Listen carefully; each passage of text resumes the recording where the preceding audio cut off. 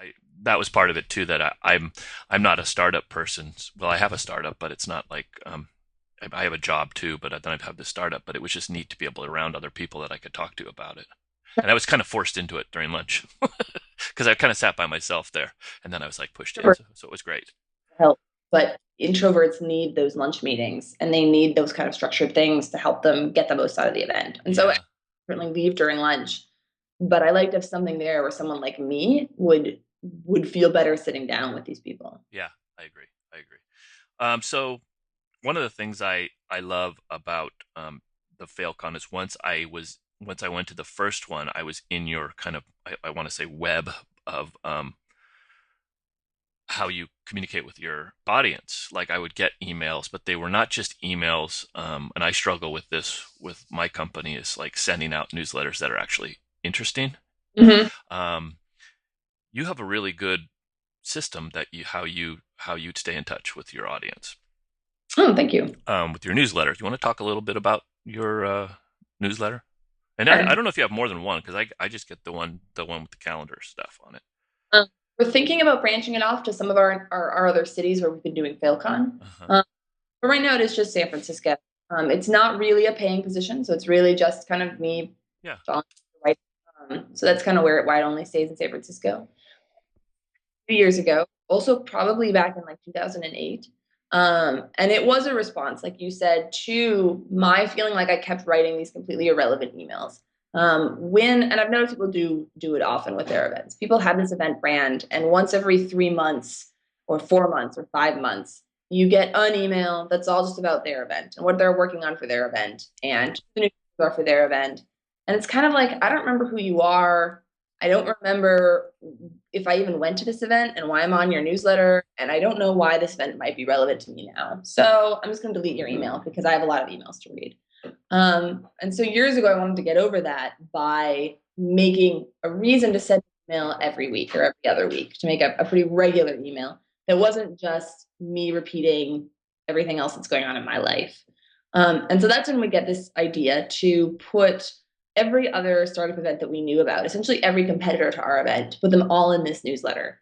And so it started off weekly, where every week we'd send out all the events, all the conferences.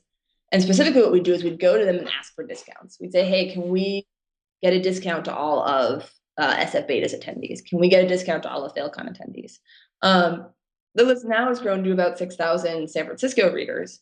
And so now it's more that events will come to me and give discounts. And so it's every other week now we send out this newsletter of kind of all the upcoming events that are relevant to the PhilCon audience, and discounts that we've received to all of them. And this is great because it means that when PhilCon is coming and I want to send just PhilCon promotional emails, they get a pretty high open rate. And we have a larger audience that receives them rather than if we just sent them once or twice a year and the audience wasn't growing at all. Yeah, it's really good. And I've been struggling with that for such a long time about how to do something. And you have a niche, a really good niche for you're really concentrated on your audience. And I think a lot of people have that problem of kind of branching out and trying to get everyone to try and what is it, shotgun it out to everybody and hope people like it. Yeah, I think what helps in what I'm doing is a lot of people try and do blog posts, like what are relevant blog posts I found, which involves just way too much research. What's great about this is at this point, people just email me events to put in, and so the work itself is very very quick. That is very it's brilliant. How do you manage your email list? Just I mean, what do you use to do it? An online mailing program. Yeah, People can sign up through my website, or they can email me to sign up. Whenever we do an event, that list gets added to the newsletter list, and then we just use Mailchimp as a management software. nice. Yeah, that's what we use too. That's a great one. I don't know if the listeners know that, but that is a real great because it's free for how many? I mean, how many users? I can't remember how many emails. And then just because I focus on startups, they'll also give me some reduced rates if I help get new users there or if I promote in my newsletter. So they work really closely with a lot of people, and they have a lot of deals always running. And so, along with these discounts, those are affiliate links too. So you make a little money off those, don't you? Some of them I do, yeah. That's actually never what I push for. Most of the money I'll make is from the very first paragraph. I'll include one advertisement in it. So you're kind of like how Haro does it. They'll do an exclusive advertisement of the newsletter.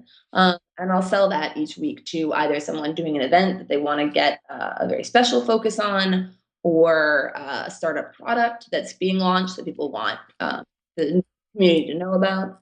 But it'll just be one advertisement per email. So that's actually where most of the profit for those emails comes from. Yeah, no, it's great. It's a great way of making a little money on doing this stuff. It's okay. And I think a lot of event producers and people putting on events think sometimes that's bad. I don't know why, but it's great. It's a great learning experience to be able to give. You're giving something to your audience. You should be able to get something back for your time. And I actually frequently think I undercharge for it for the size of the mailing list and how targeted it is. But it's also that most of the people who reach out to me are people like, they support my event. So for me, it's more as, can I at least recover the cost of my MailChimp subscription and the 4 hours I spend on it? So it's like, let's say I charge, $75 an hour, $100 an hour, and I have my $50 MailChimp um, subscription. Can I get $450 a month for doing this newsletter? Yes, great. It's worth my time. Yeah. And so, okay, so then along those lines, I think you do a great job of getting sponsors for your event. Yeah. And I wondered if you could talk a little bit about, some tips on sponsorship, finding them, or, how that works for you.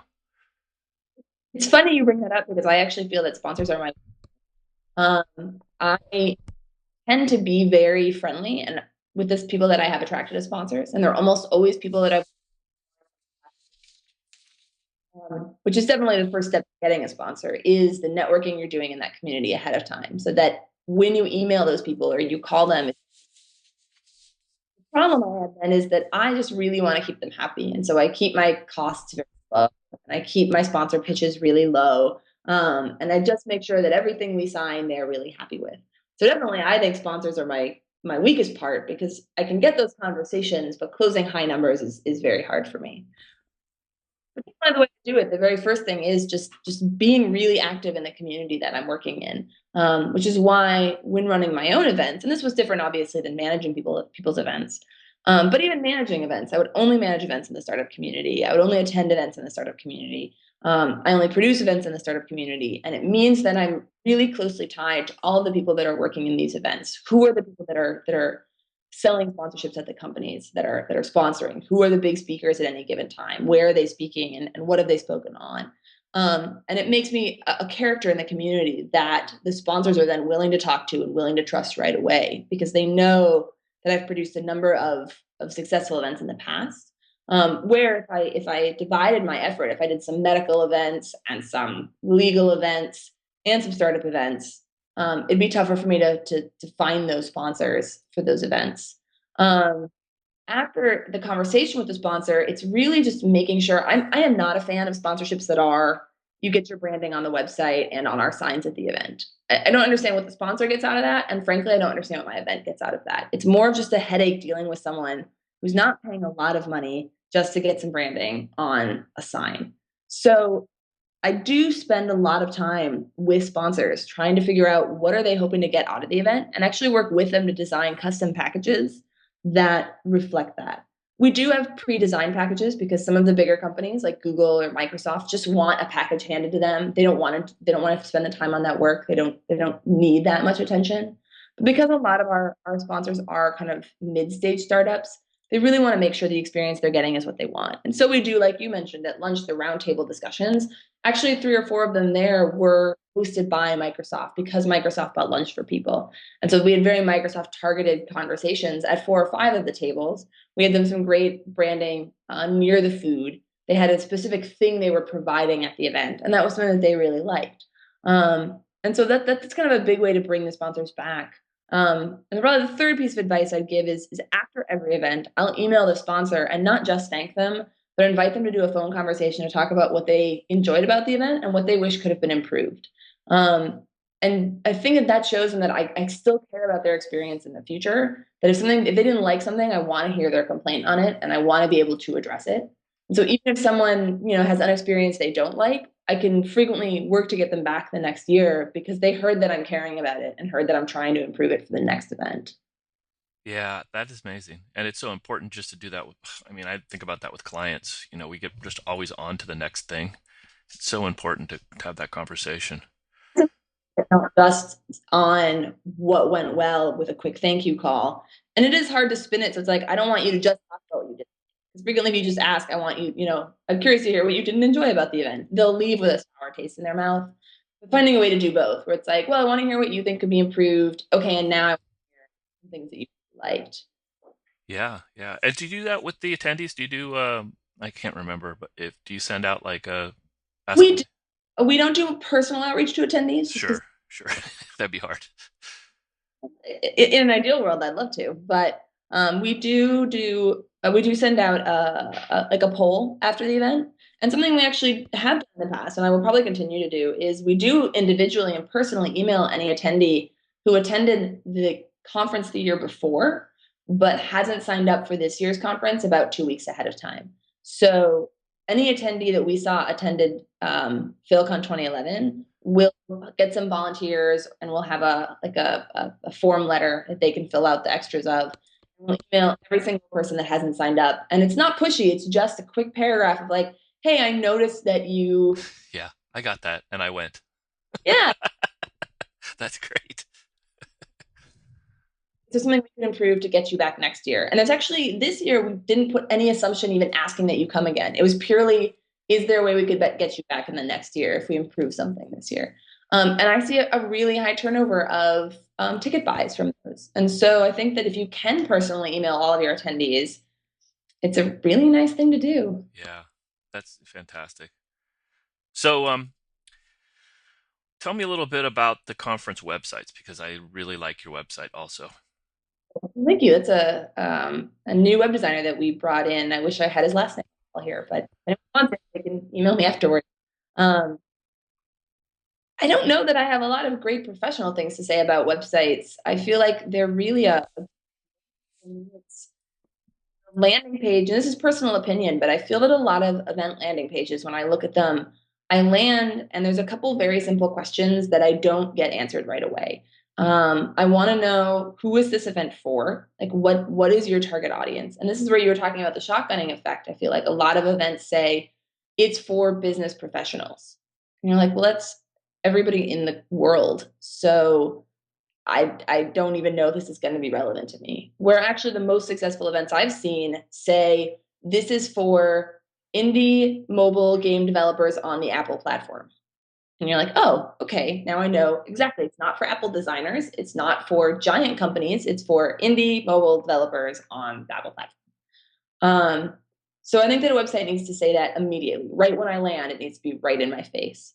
And even if it is the biggest text on your site, and this is what I think a lot of event web designers do wrong, you then surround it with 30 speaker photos and 7 sponsor logos and this ad here and this ad here and this longer paragraph of text about one of the keynote speaker, and then this other paragraph of text about the producer, and then these 3 lines about the location and why it's so beautiful. And it's like, I don't, even if your audience sentence is right there on the landing site, it's filled. The landing page always has all this stuff on it for events that I've seen.